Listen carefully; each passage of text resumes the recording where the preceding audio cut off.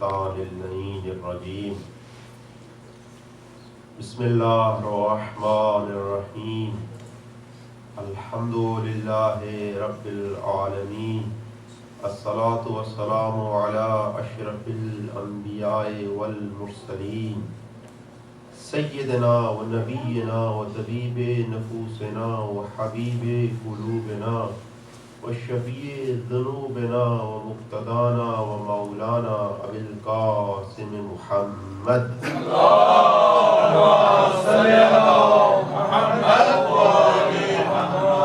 و آل بیتہ الطیبین الطاہرین المعصومین ولعنۃ اللہ علی القوم الظالمین اما بعد فقد قال اللہ تعالی فی کتابہ المجید وقولہ الحق بسم اللہ الرحمن الرحیم انما یرید اللہ لیذھب عنکم الرجس اہل البیت ویطہرکم تطہیرا اللہم صل علی محمد و آل محمد۔ جان محترم صاحبان عزت، مومنین اکرام، جو مجلس اعزاء برپا ہے شہادت امام علی نقی کی ہے۔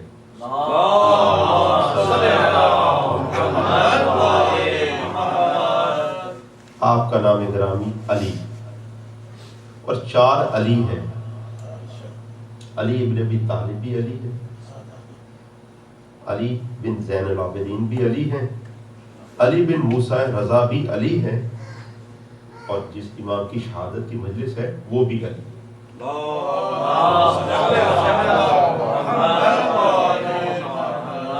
آپ کا لقب گرامی نقی، بابا جواد۔ نقی آپ کا لقب، بابا کا لقب جواد، دادا کا لقب رضا، پردادا کا لقب کاظم، سردادا کا لقب صادق، جد امجد کا لقب باقر العلوم، پھر جد کا لقب سید زین العابدین، پھر جد کا لقب سیدہ شباب اہل جنت۔ اچھا، جتنے ہیں سب جنت کے سردار، جتنے ہیں سب نقی ہیں، جتنے ہیں سب تقی ہیں۔ تو پوچھنے یہ لگے کہ اس امام کا نام نقی کیوں ہے؟ نقی جس کا انتخاب خدا کرے، تو سب خدا کی طرف سے منتخب ہیں، تو اس امام کا نام نقی کیوں ہے؟ صاحبان عزت، بالکل اسی طرح سے اس بات کو سمجھنا ہو تو قرآن مجید کے اندر آیات الہی کو سمجھیے گا کہ ہر امام معصوم کا لقب سمجھ میں آ جائے گا کہ ہر امام کا لقب الگ الگ کیوں ہے۔ یہ جو 99 نام ہے اللہ کے قرآن مجید میں، کس کے نام ہیں؟ سبھی اللہ کے نام ہیں۔ جب سب اللہ کے نام ہیں تو اللہ کیوں کہتا ہے ان اللہ علی کل شیء قدیر؟ اللہ ہر شے پہ قدیر ہے، تو کیوں نہیں کہتا ہر شے پہ رحیم ہے؟ ان اللہ سمیع علیم، اللہ سمیع ہے، تو کیوں نہیں کہتا اللہ خالق ہے؟ تو سبب کیا ہے؟ سورہ جمعہ پڑھ کے دیکھیے، بسم اللہ الرحمن الرحیم، یسبح للہ ما فی السماوات و ما فی الارض الملک القدوس العزیز الحکیم هو الذی بعث فی الامیین رسولا منہم یتلو علیہم آیاتہ ویزکیہم وَيُعَلِّمُهُ الْكِتَابَ وَالْحِكْمَةَ وَإِنْ كَانُوا مِنْ قَبْلُ لَفِي ضَلَالٍ مُبِينٍ وَآخَرِينَ مِنْهُمْ لَمَّا يَلْحَقُ بِهِمْ وَهُوَ الْعَزِيزُ الْحَكِيمُ۔ وَهُوَ الْعَزِيزُ الْحَكِيمُ، وہ اللہ عزیز ہے، تو کہہ دے وہ اللہ خالق ہے؟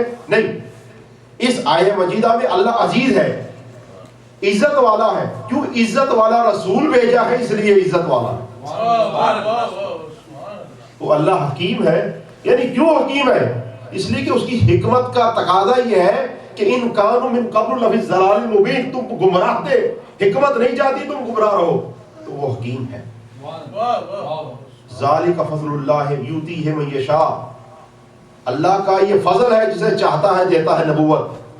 واللہ ذو الفضل العظیم، تو فضل اس کا ہے تو اللہ ذو الفضل ہے.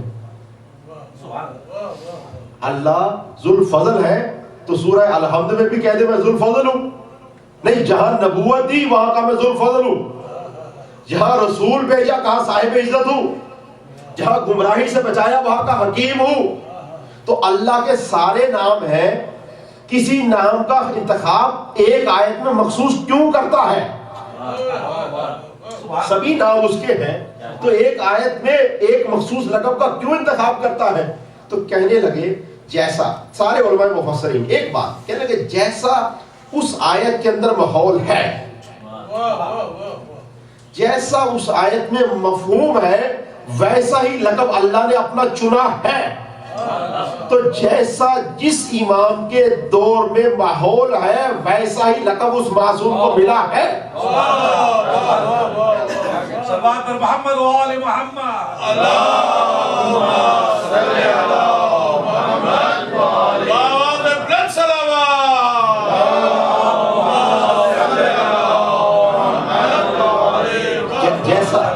جیسا جس امام معصوم کے دور میں ماحول ہے ویسا ہی لقب اس کو ملا ہے.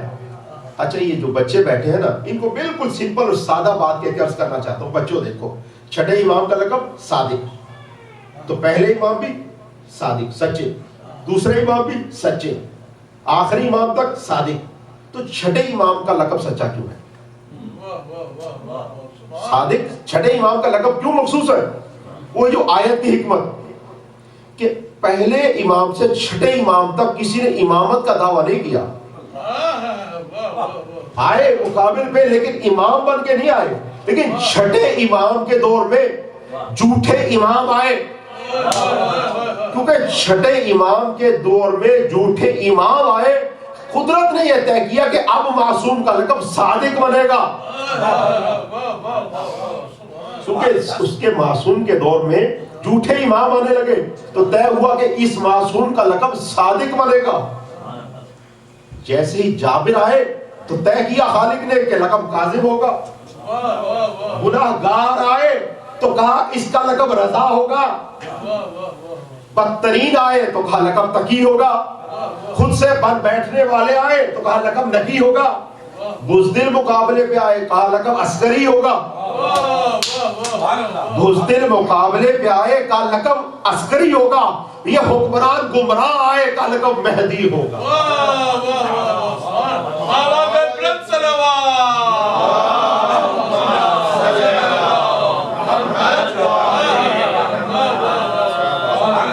جاہل مقابلے پہ آئے کہا لقب باقر العلوم ہوگا. اور بے عبادت آئے کہا زین العابدین ہوگا. اور جہنمی آئے کہا سید شباب اہل الجنہ ہوگا. ایک ذات رہ گئی مولا علی کی. ہر امام کے لقب، لیکن ذات علی وہ جن کا نام بھی خود لقب، نام بھی خود لقب. اچھا، دوسرے اماموں کے نام علی ہے مولا علی کی وجہ سے، ایسا ہی ہے نا، اپنی جد امجد کی وجہ سے علی. لیکن مولا علی کا نام علی کیوں ہے؟ جب پیدا ہوئے علی تو ابو طالب نے نام رکھا علی. قرآن کب اترا؟ پیدائش میں تو نہیں اترا نا. جب قرآن بعد میں اترا تو اللہ نے اپنے نام جو چنے ان میں سے ایک چنا علی.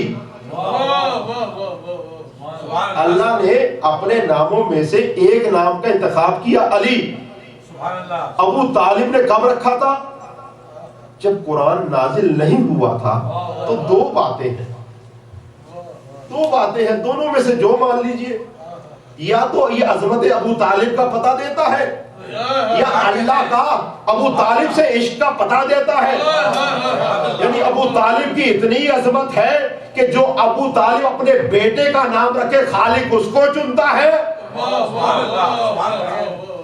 یا پروردگار عالم کو اتنا عشق ہے ابو طالب سے کہ جو ابو طالب اپنے بیٹے کا نام رکھتا ہے اللہ اس کا انتخاب. درود پڑھتے ہیں.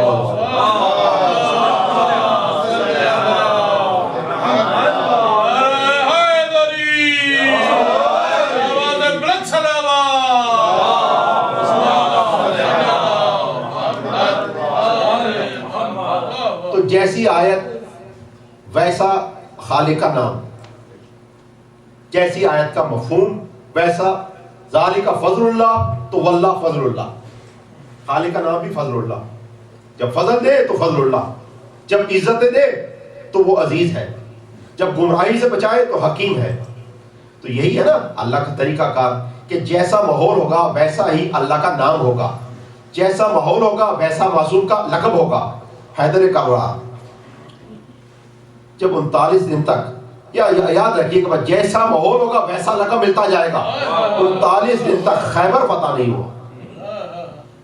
اب رسول پاک نے بلایا اپنے چہیتوں کو، کہا کیا کریں؟ کہ یا رسول اللہ آدھی رات کا وقت ہے، ضد اچھی نہیں ہوتی، یا رسول اللہ پتہ ہی نہیں چلے گا، واپس چلتے۔ کسی نے کوئی مشورہ دیا، کسی نے کچھ کہا یا رسول اللہ یہ ہمارے بس کی بات نہیں ہے۔ ایک مرتبہ رسول نے فرمایا لَأُوتِيَنَّ رَایَةَ رَجُلًا كَرَّارًا غَيْرَ فَرَّارٍ يُحِبُّ اللَّهُ وَرَسُولُهُ وَيُحِبُّ اللَّهُ وَرَسُولُهُ، کل علم اسے دوں گا جس کی پہلی صفت یہ ہے کہ وہ مرد ہوگا۔ صفت ویسی ملے گی جیسا ماحول ہوگا۔ عزت والے رسول جب بھیجے گا تو خالق کا لقب عزیز ہوگا، فضل عطا کرے گا تو لقب فضل اللہ ہوگا، قدرت کا مظہر جب ظاہر کرے گا تو لقب قدیر ہوگا۔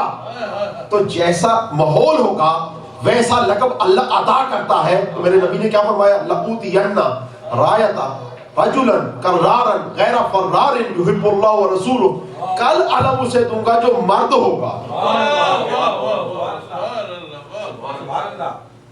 رجل کرار ہوگا، غیر فرار جو بھاگنے والا نہیں ہوگا، ڈٹ کے حملے کرے گا۔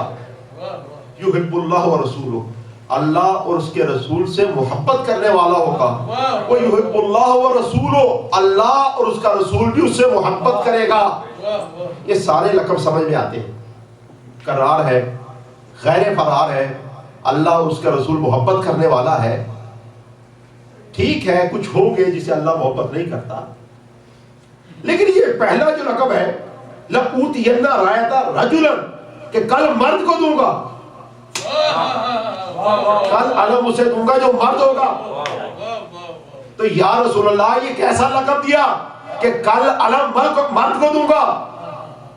یہ نہج البلاغہ میں میرے مولا علی نے بتایا۔ ایک مرتبہ کہنے لگے کچھ لوگوں سے مخاطب ہو کے، فرمایا یا اشباح الرجال، اے مردوں کی شکل والو، اے مردوں کی شکل والو، یا چہرے مرد کے رکھنے والو، تو مرد کا لقب کیوں دیا؟ تو بات یہ ہے اسلام میں عورت پہ جہاد نہیں ہے، واپس چلے جائے اس پہ اعتراض بھی نہیں ہے۔ عورت پہ جہاد فرض نہیں ہے، واپس جائے، بیماروں کی تیمارداری کے لیے آئی چلی جائے، اس میں کوئی اعتراض نہیں ہے، پانی پلانے کے لیے آئی ہے چلی جائے، اعتراض نہیں ہے۔ لیکن مرد نہیں جا سکتا، اس لیے کہ اس پہ فرض ہے۔ فرمایا جو جاتے تھے ان کی بات نہیں کرتا، کل مرد کو دوں گا۔ نعرہ حیدری، آواز بلند صلوات۔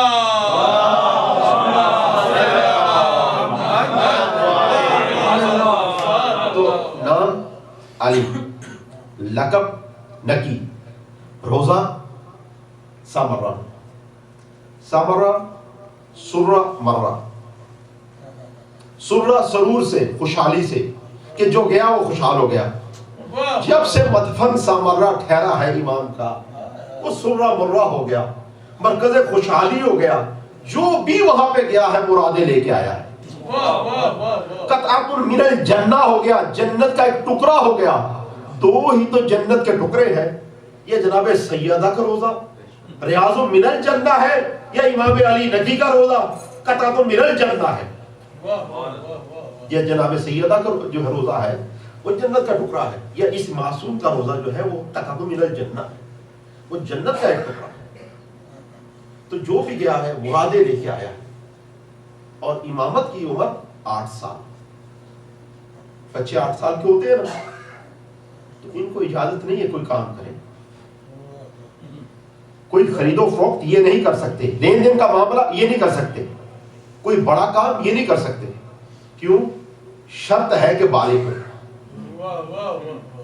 اچھا بالغ کیسے کہتے ہیں؟ امامت ملی ہے 8 سال کی برس 8 سال کی عمر میں، تو یہ بالغ کیسے کہتے ہیں؟ سمپل سی جو بات ہے صاحبان عزت، ہر شے کا کمال ہے. وہ شے جب اپنے کمال پہ پہنچتی ہے آپ کہتے ہیں بالغ ہو گئی. اس سے سمپل اور سادی تعریف نہیں کی جا سکتی کہ انسان کے جسم کا ایک کمال ہے. یہ کمال جسم جب اپنے کمال پہ پہنچے تو آپ کہتے ہیں کہ اب بالغ ہو گیا، یعنی اب اس سے اوپر نہیں جا سکتا، اب کمال تک پہنچ گیا. تو جب کمال تک پہنچے تب کوئی عہدہ ملتا ہے. یعنی اسلام بتانا یہ چاہتا ہے کہ اللہ بے کمال والے کو عطا نہیں کرتا. یعنی بالغ پہ فرض ہے، یعنی کمال والا ہو تو نماز پڑھے، کمال والا ہو تو وہ روزہ رکھے. بچے کیونکہ کمال والا نہیں ہے، بالغ نہیں ہوا ہے. اچھا یہ ہم میں ہے کہ بلوغت کی عمر، معصومین میں نہیں ہے کہ ایسا نہیں ہے، اس لیے کہ وہ بچپنے سے ہی بالغ کی منزل پہ ہوتے ہیں. تو آپ کیسے کہہ سکتے ہیں کہ ایک بچہ چھوٹا ہے اور وہ بالغ ہے؟ اگر بالغ نہ ہوتا تو جھولے میں اشتر کیسے چیرتا؟ اگر بلوغت کی دیکھیں یہ ہمارے میں ہے، دیکھیں بلوغت کے کئی قسمیں ہیں. ایک جسمانی بالغ ہوتا ہے کہ جب تک بدن کمزور ہوتا ہے آپ کہتے ہیں ابھی نابالغ ہے، اور بدن مضبوط ہوا، طاقت آ گئی، آپ نے کہا بالغ ہو گیا. ایک ذہن کا بلوغ ہے، محفل میں بات کرنی نہیں آتی تو آپ کہتے ہیں بچہ بھی بالغ ہے، نہیں ہوا. تو کیوں؟ اس لیے کہ یہ جسم کے طور پہ تو اس کا قد بڑا ہو گیا ہے، کہتے ہیں عقل گھٹنوں میں ہے. سبب کیا ہے؟ اس لیے کہ ذہن بالغ نہیں ہوا، ذہن کمال تک نہیں پہنچا. تو معصومین کو کمال تک پہنچنے کے لیے کسی عمر کی ضرورت نہیں ہے، کیونکہ عمر ہلاک ہوتا ہے اگر یہ جو مدد نہ کرے. تو کسی عمر کے محتاج نہیں ہے. اگر دیکھیں اگر عمر تک کے محتاج ہوتے تو پیغمبر کی گود میں بیٹھ کے لوہے محفوظ کا مطالعہ کیسے کرتے؟ حسنین چھوٹے سے ہیں، نبی کی گود میں بیٹھے، فرمایا یہ لوہے محفوظ کا مطالعہ کر رہے ہیں. تو جو لوہے محفوظ کا مطالعہ کرے اسے کہتے ہیں کہ گود رسالت میں بھی بلوغت کی منزل پہ ہے. درود پڑھ لیں.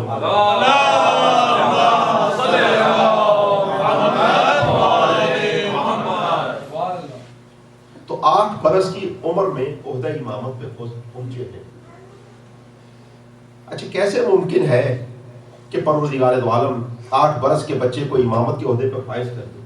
دیکھیں ایسا نہیں ہے کہ جو معصوم ہوتے ہیں، جو امام ہوتے ہیں، نبی ہوتے ہیں، اللہ ان کو پیدا ہوتے ہی نبی بناتا ہے.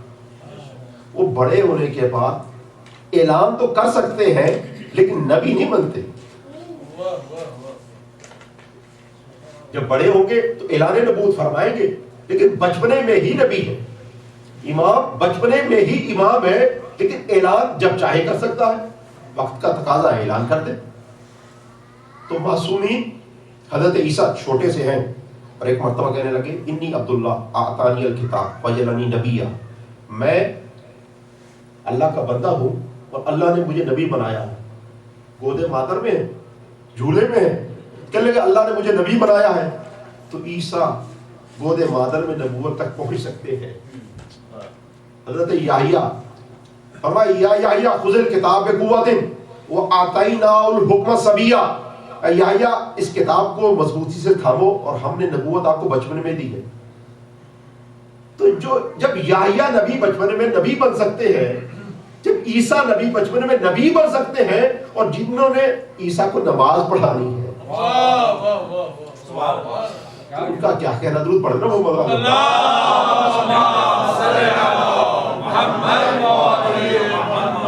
نام علی، لقب نکی، روزہ مبارک سامرہ میں. مدت امامت 8 برس سے ابتدا ہوئی، اور جو خلفاء گزرے ان میں جو بدترین گزرا ہے وہ متوکل. 2 خلیفہ ان سے برا کوئی نہیں گزرا، ایک یزید اور یہ متوکل. بنو امیہ میں یزید سے برا کوئی نہیں گزرا اور بنو عباس میں متوکل سے برا کوئی نہیں تھا۔ اچھا، متوکل کا طریقہ کار کیا تھا؟ طریقہ کار یہ تھا کہ روزہ حسین کو اس نے کئی دفعہ منہدم کرنے کی کوشش کی اور ظاہروں کو روکتا تھا کہ کوئی زیارت امام حسین پہ نہ جائے۔ ایک مرتبہ اس نے روزہ امام حسین کو منہدم کرنے کے لیے جب ہل چلانا چاہے تو وہ جو بیل جو تھے وہ آگے نہیں بڑھے۔ پھر اس نے کہا کہ دریا نہر فرات کا رخ جو ہے وہ اس طرف کر دیا جائے۔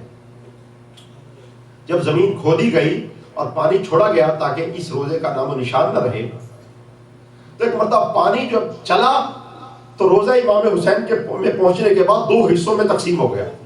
شک ہوا اور کچھ پانی ادھر سے جانے لگا، کچھ ادھر سے جانے لگا، بالکل اسی طرح جیسے موسیٰ نے عصا مارا تھا تو دریا دو حصوں میں تقسیم ہو گیا، بالکل اسی طرح سے کہ جیسے فاطمہ بنت اسد کے کعبے کی دیوار کے پاس گئی تھی تو کعبے کی دیوار شک ہو گئی تھی، بالکل اسی طرح سے دریا کا پانی شک ہو گیا۔ ایک مرتبہ متوکل نے دیکھا کہ کوئی بھی یہ دیکھے گا تو وہ شیعہ بن جائے گا، یہ تو تم نے عجیب بات کر دی، کہ دوبارہ اس دریا کا رخ موڑ دو اسی طرح۔ ایسا ملعون تھا۔ اور خود مقابل میں امام علی نجی لوگوں کو بلاتے تھے، مومنوں کو پیسے دیتے تھے کہ جاؤ امام حسین کے روزے پہ اور ہمارے جد پہ کے روزے پہ جا کے ہمارے لیے سلام پڑھنا۔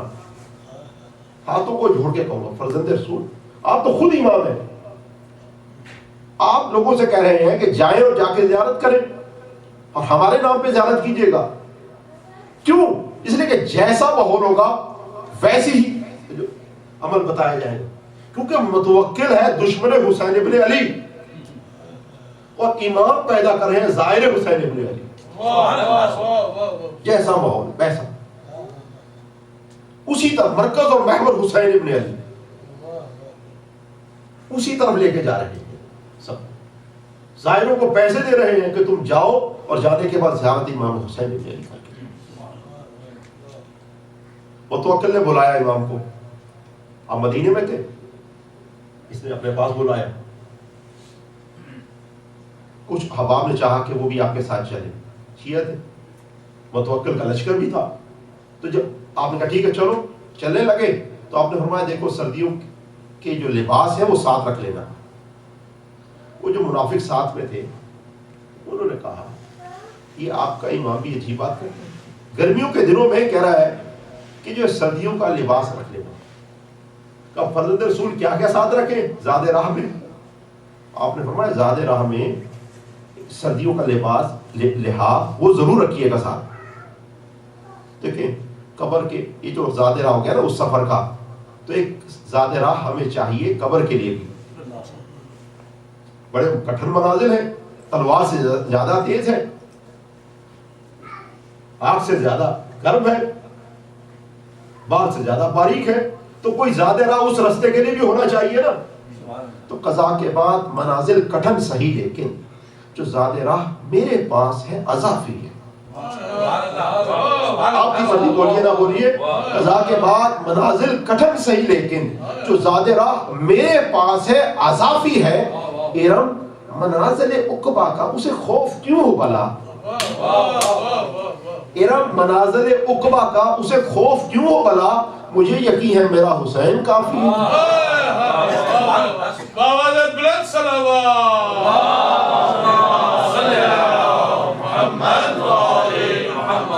زیادہ راہ میں لحاف ساتھ رکھیے گا۔ کچھ منافق تھے، کہا کیسی بات کرتے ہیں، گرمیوں کی راتیں ہیں، کہہ رہے ہیں لحاف ساتھ رکھیے گا۔ جب وقت گزرا چل دیے، بعض لوگوں نے اعتراض کرنا شروع کیا کہ شیعہ تم بھی عجیب ہو، اپنے ساتھ جو ہے سردیوں کا لباس لے کے چلتے ہو، تمہارے تو امام نے کہا تھا کہ ایک قبر سے 70 نکلیں گے، یہاں زمین اتنی زیادہ ہے ریگستان میں، تو یہ کیسے ہو سکتا ہے؟ کہ جیسے امام چاہتے ہیں جو فرماتے ہیں، اور وہ عقل کل ہے، ہمیں ان کی بات بھی یقین ہے۔ ایک رات ایسی ہوئی سفر میں کہ سردی بہت زیادہ ہوئی، وہ جو منافق تھے وہ مر گئے۔ صبح ہوئی، وہ جو جن مومنوں پہ اعتراض کیا جا رہا تھا کہ سردی کی بات جب یہ کیسی راتوں میں کی جا رہی ہے، ایک مرتبہ اٹھے اور دیکھنے لگے ان لوگوں کو، تو تعداد ہی دیکھا مرنے والوں کی 70 تھی. کہا فرزند رسول کیا کریں؟ کہا ایک ہی گڑھا کھودو سب کو دفنا دو. تو ایک قبر میں 70 بھی آ گئے. درود پڑھتے نا محمد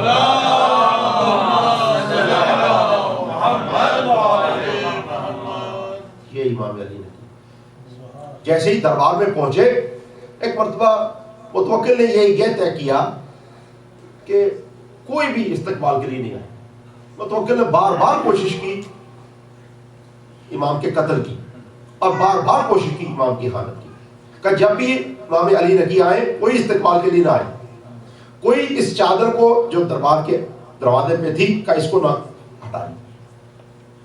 ایک مرتبہ امام تشریف لائے, دیکھا ہوا چلی اور چادر ہٹ گئی اور خود بخود تشریف لے آئے. جیسے شاہی پروٹوکول کا یہ اتفاق ایسا ہوا ہے کہ یہ ہوا چلی ہے اور چادر اٹھ گئی ہے.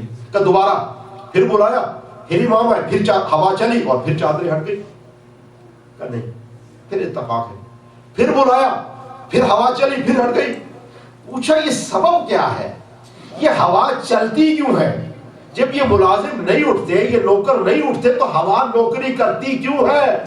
مومنوں نے کہا یہ آیت الہی ہے کہ اللہ نے کہا فَسَخَّرْنَا لَهُ الرِّيحَ, ہم نے سلیمان نبی کے لیے ہواؤں کو مسخر کیا تھا. یہ فخر سلیمان ہے. نعرہ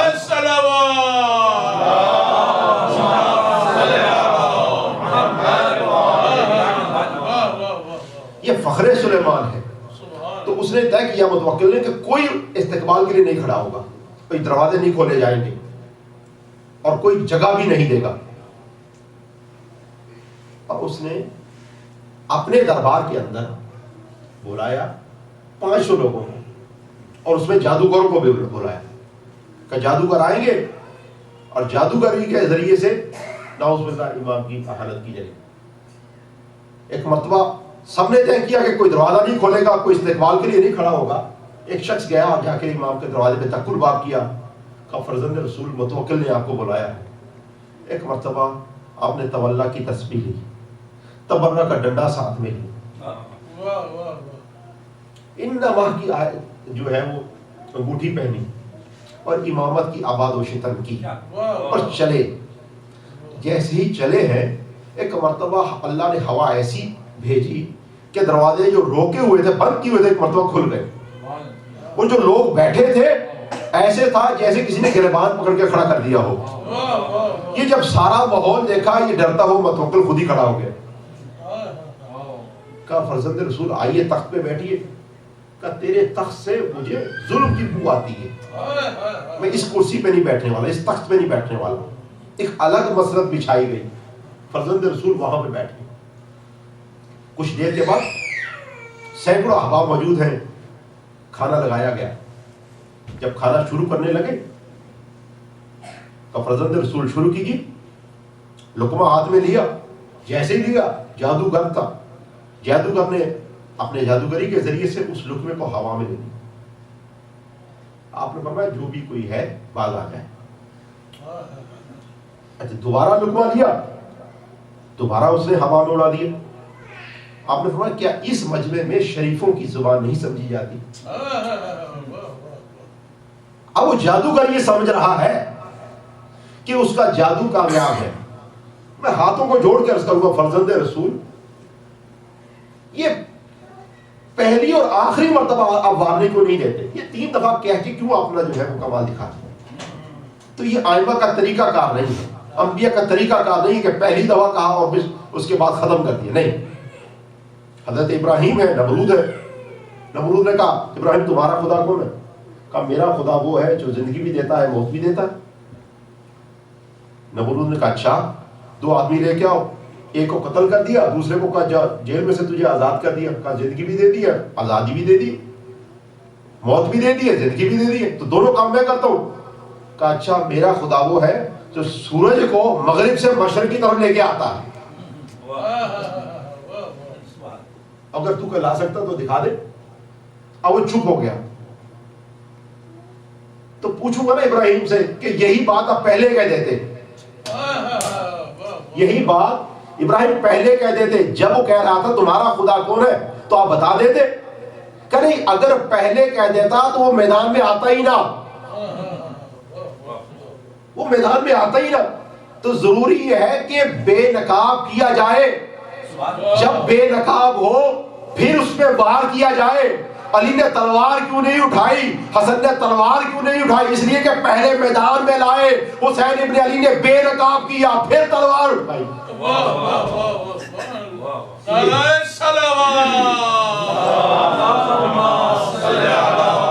پہلے میدان میں لایا جائے اور بے نقاب کیا جائے۔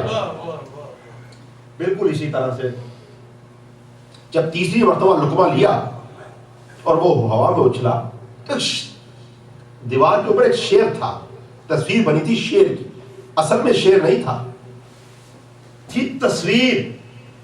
آپ نے فرمایا ایھا الاسد، اے شیر، بس جیسے ہی کہا نا اے شیر، یہ کہنا تھا کہ تیرے ایمان کی توہین ہو رہی ہے اور تو دیکھ رہا ہے۔ جب کہا نا شیر، وہ شیر نہیں تھا لیکن قسم خدا کی تصویر تھی۔ شیر کہا معصوم نے، وہ تصویر شیر بنی، آئی اور آنے کے بعد جادوگروں کو نکل گئی۔ یہ دروازہ ہی وہی دروازہ جو کہہ دے وہ ہو جاتا ہے۔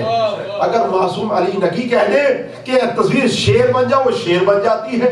رسول اشارہ کر دے چاند کو دو ٹکڑے ہو جاتے ہیں، علی اشارہ کر دے ڈوبا ہوا سورج واپس پلٹ آتا، سیدہ اشارہ کر دے سورج جو ہے وہ گھر میں اتر آتا۔ اس در پہ تو گناہگار آئے حر بن جاتا ہے، بے زار آئے بزر بن جاتا ہے، بزدل آئے وہ شیر بن جاتا ہے۔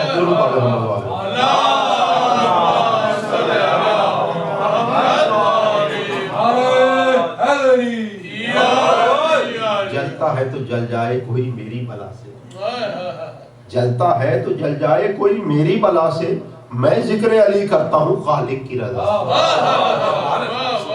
دیکھیں تک تک کے نہیں، جلتا ہے تو جل جائے کوئی میری بلا سے، میں ذکر علی کرتا ہوں خالق کی رضا سے۔ اچھا ہے جلو ذکر علی سن کے مسلسل، مانوس تو ہو جاؤ گے جہنم کی فضا سے۔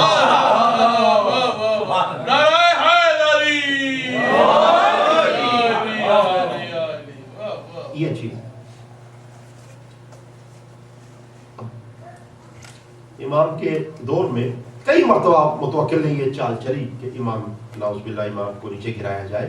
ایک اس نے خاتون کو تیار کیا جس کا دعویٰ یہ تھا کہ میں زینب بنت علی ہوں، وہ شام میں جن کا روزہ ہے، کہا وہ زینب نہیں، زینب میں، کہا فرزند رسول آپ بھی دعویٰ کرتے ہیں کہ آپ رسول کی نسل سے ہیں، ایک خاتون اور ہے جو زینب بنت علی کا دعویٰ کرتی ہے، اور وہ خاتون آ گئی۔ امام نے فرمایا ان اللہ حرم علی السباع، اللہ نے درندوں پہ حرام کیا ہے ان یاکل اولاد رسول اللہ، کہ رسول کی اولاد کو وہ نہیں کھا سکتی۔ تو ایسا ہے کہ درندوں کے سامنے سے ڈال دو، تو اگر وہ اسے کھا گئے تو سمجھ لو جھوٹی، اور اگر انہوں نے نہیں کھایا تو سمجھ لو سچی ہے۔ فیصلہ دو باتوں میں ہو جاتا ہے۔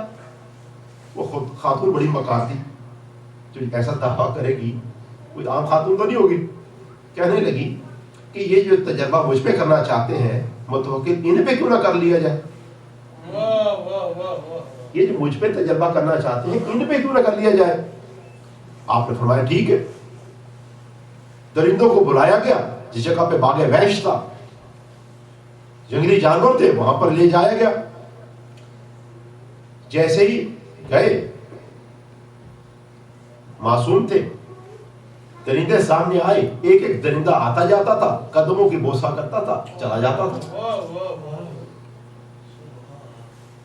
تو یہ ہے کہ جن کے آگے جانور بھی جھکتے ہیں، تب کیوں کہا جاتا ہے کہ جو دشمن علی ہے وہ جانور سے بھی بدتر ہے؟ تو سبب یہی ہے کہ جانور بھی یہاں جھکتے ہیں۔ کیا لگے آپ علی سے کیوں مانگتے ہیں؟ بھئی علی سے نہیں مانگے گے تو کس سے مانگیں گے؟ کیا لگے یا علی مدد کیوں کہتے ہیں؟ بھئی اگر یا علی مدد نہیں کہیں گے تو کس کی مدد کریں گے؟ کس سے مدد لیں گے؟ دیکھیں خالق نے کچھ ہستیاں بنائی ہی مدد کے لیے۔ یہ بالکل ایسا ہی سوال ہے شاہ صاحب، ایسا ہی سوال ہے کہ آپ کہیں کہ آپ پھول سونگھتے کیوں ہیں؟ آپ خوشبو سونگھتے کیوں ہیں؟ تو ہر صاحب عقل کہے گا بھائی خوشبو کو بنایا ہی سومرے کے لیے ہے، علی کو اللہ نے بنایا ہی مدد کے لیے ہے۔ کہا نہیں، ایاک نعبد و ایاک نستعین، ہم تیری عبادت کرتے ہیں، ہم تجھ سے مدد مانگتے ہیں۔ اچھا اللہ نے کہا نا کہ ہم تجھ سے مدد مانگتے ہیں، یہی کہو نا کہ ہم تجھ سے مدد مانگتے ہیں، تو اس کا مطلب ہے اللہ سے ہم مدد مانگتے ہیں۔ ہاں یہی کہنے لگے، ہاں یہی بات ہے، اللہ کی ہی مدد مانگتے ہیں، اللہ سے مدد مانگتے ہیں۔ لیکن اللہ جس کو مددگار بنائے گا، اللہ جس کو مددگار بنائے گا اس سے مدد مانگنا کیسا ہوگا؟ کیا کہنا چاہتے ہیں؟ کہ نبی نے یہی کہا تھا نا قرآن مجید میں، ادخلنی مدخلا صدق واخرجنی مخرج صدق واجعل لی من لدنک سلطانا نصیرا، پروردگار مجھے اپنی طرف سے واجعل لی من لدنک، پروردگار بنا دے تو میرے لیے سلطان نصیرا، ایک طاقتور مددگار، پروردگار تو ایک طاقتور مددگار عطا فرما دے۔ تو جس کو اللہ نے مددگار عطا فرمایا ہو وہ نبی اس سے مدد نہیں لے گا تو کیا کرے؟ مدد کے لیے بنایا ہے علی کو۔ علی کے حکم میں ایسا نصیب پھوٹ گیا، ذہن سے دامن عقل و شعور چھوٹ گیا۔ علی کے حکم میں ایسا نصیب پھوٹ گیا، ذہن سے دامن عقل و شعور چھوٹ گیا۔ اب ان کی نسل میں کیسے کوئی حلالی ہو، اب ان کی نسل میں کیسے کوئی حلالی ہو علم کو دیکھ کے جن کا نکاح ٹوٹ گیا۔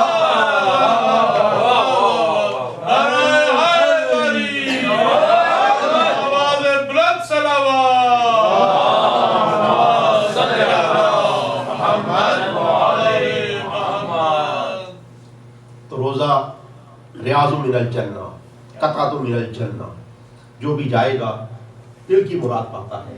امام کے روزے سے ایک شخص آپ کی بارگاہ میں آیا اور کچھ نہیں زبان سے کہا، آپ نے ایک مرتبہ پتھر اٹھایا اور ٹھوکر ماری، وہ ہیرے میں بدل گیا۔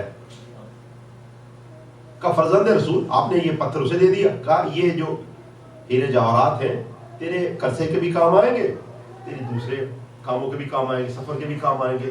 کہا فرزند رسول یہ بات میں نے دل میں رکھی تھی، کہیں نہیں تھی۔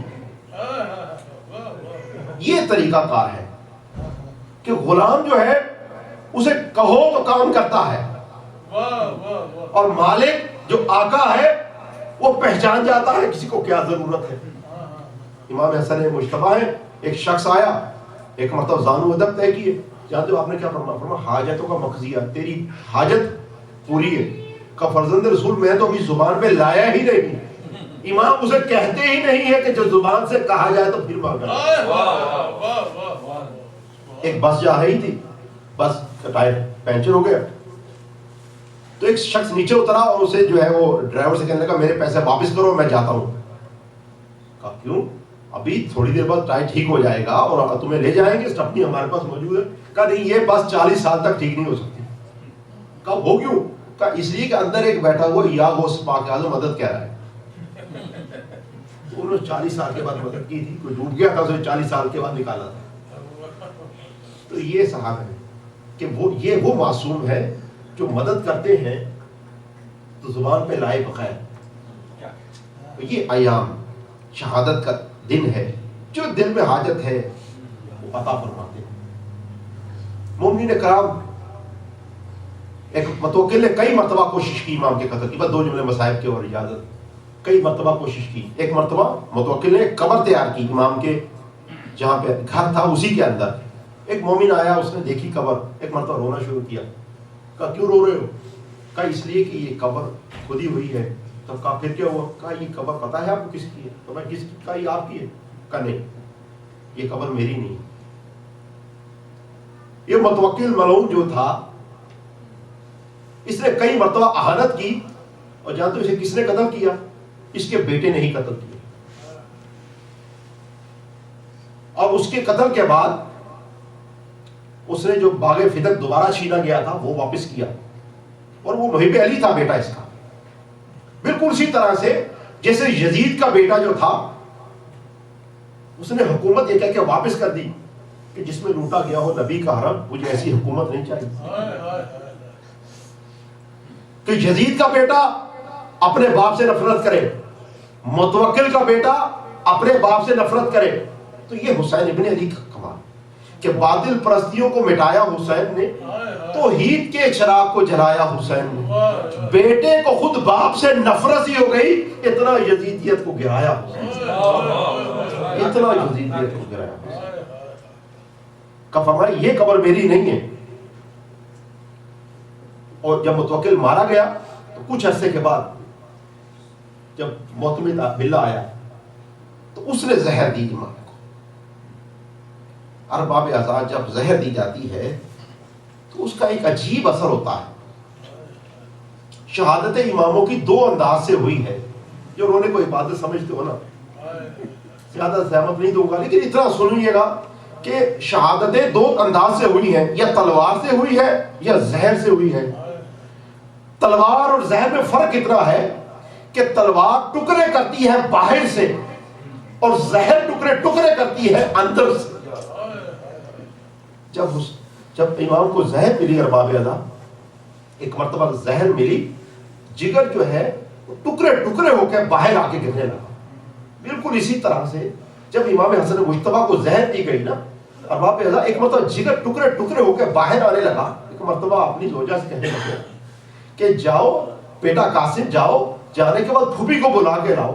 اب بچے ہیں حضرت قاسم کیسے بلا کے لائیں؟ ایک مرتبہ حلیہ انداز ایسا بنایا کہ قاسم جیسے ہی دروازے پہ گئے جناب زینب پہچان گئی کہ بھیا کس عالم میں ہے. ایک مرتبہ حسین ابن علی دوڑتے ہوئے آئے, جناب زینب آئی. ایک مرتبہ امام حسن مجتبیٰ نے کیا کیا کہ جو تخت تھا جس میں جگر کے ٹکڑے گرے تھے, ایک مرتبہ اس کو چھپا دیا اور آخری وصیتیں شروع کرنا شروع کی. جیسے وصیتیں کی امام حسین نے کہا بھیا یہ کیسی باتیں کر رہے ہو؟ ایک مرتبہ جگر کے ٹکڑے دکھائے. جیسے ہی جگر کے ٹکڑے دکھائے جناب زینب تڑپ گئی, ہاتھوں کو جوڑ کے عرض کروں بی بی آج تو حسن کے جگر کے ٹکڑے دیکھے ہیں. بی بی آپ برداشت نہیں کر سکی. بی بی کیسے برداشت کرو کہ جب کربلا میں 72 جنازے دیکھو. اجرکم اللہ اجرکم اللہ. ارباب احساس جب زہر ملی نا امام کو, ایک مرتبہ خون کی الٹی آنا شروع ہوئی. جیسے ہی زہر ملتی ہے تو انسان کی یہی کی تمنا ہوتی ہے کہ وہ پانی. اور آل محمد کا طریقہ کار یہ تھا کہ جب پانی پیتے تھے تو یاد کرتے تھے امام حسین کی پیاس کو. سید سجاد کے سامنے پانی لایا گیا کہ فرزند رسول پانی پی لیجیے, اور جو انہوں نے کوئی عبادت سمجھتے ہو. ایک مرتبہ سید سجاد نے پانی دیکھا, کہا کئی فاشرو وقت کوتی لابی آتشان, ارے اس پانی کو کیسے پیوں, میرا بابا پیاسا مارا گیا. ایک مرتبہ امام حسن عسکری نے آگے بڑھ کے پانی دیا. جیسے امام علی نقی کو پانی ملا, ایک مرتبہ یاد کیا امام حسین کی یاد کو, ان کی پیاس کو یاد کیا. میں ہاتھوں کو جوڑ کے عرض کر دوں گا فرزند رسول آپ بڑے خوش نصیب ہیں, آپ شہید ہوئے, آپ کا بیٹا پانی پلانے والا تو تھا. ارباب ادا جب امام کی شہادت ہو گئی نا تو بڑے دھوم دھام سے جنازہ اٹھا ہے.